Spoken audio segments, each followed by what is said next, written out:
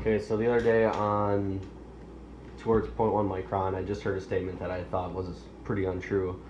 So what I want to do is go through and kind of explain. I'm going to just flash the statement right now so you can pause it.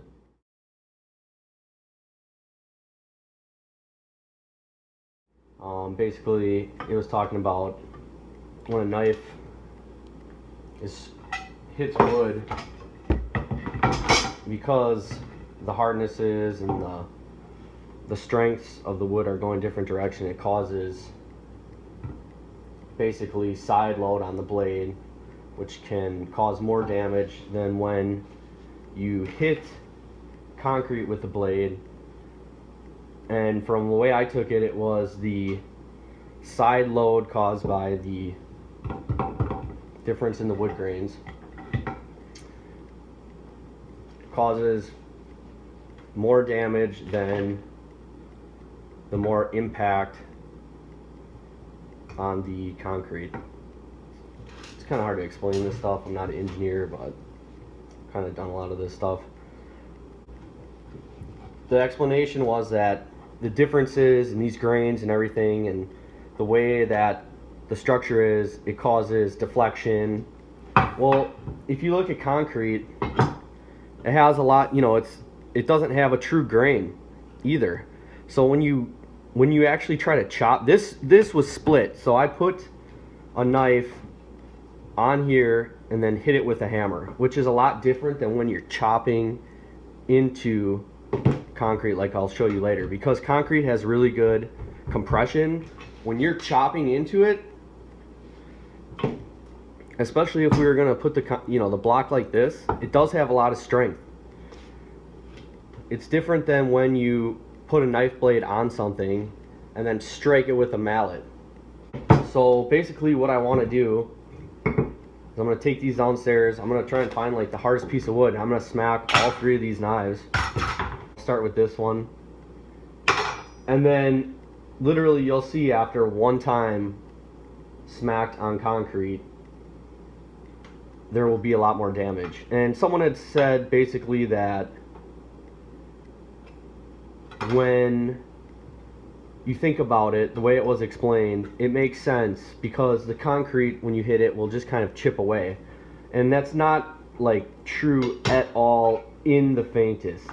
I mean, yeah, it will chip away, but if you think about it, if I smack this blade in here, I might be able to chip away a 1/16 to an 1/8 inch.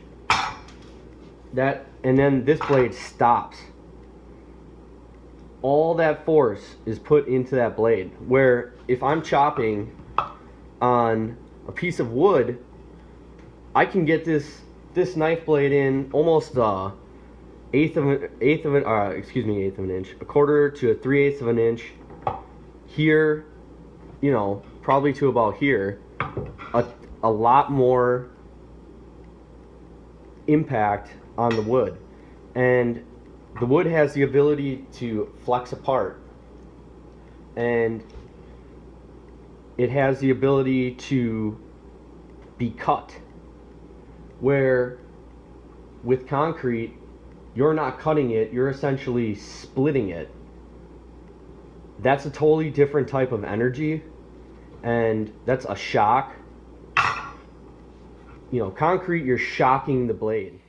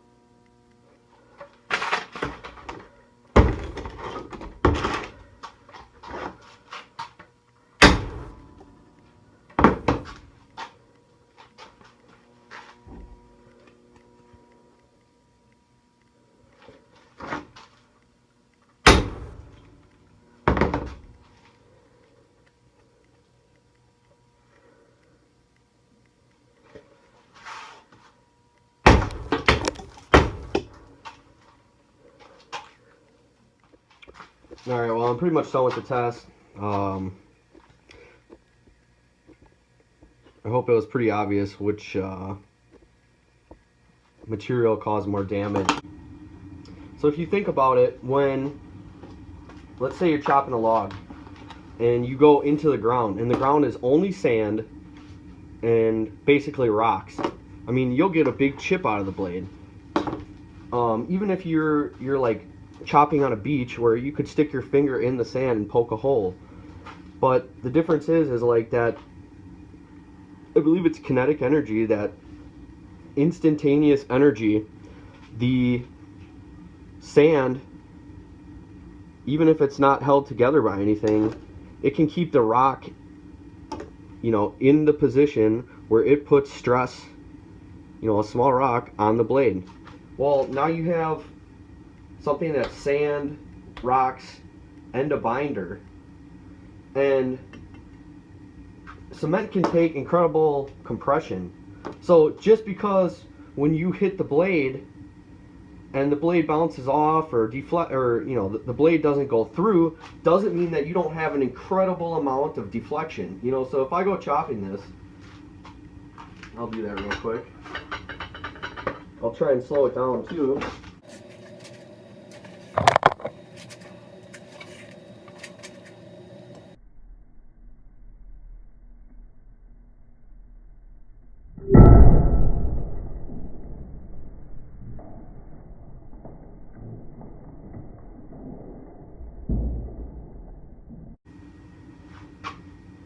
I mean, it only goes through that far, and I wailed on it. But as you can see, this blade will probably, I'll try and do a,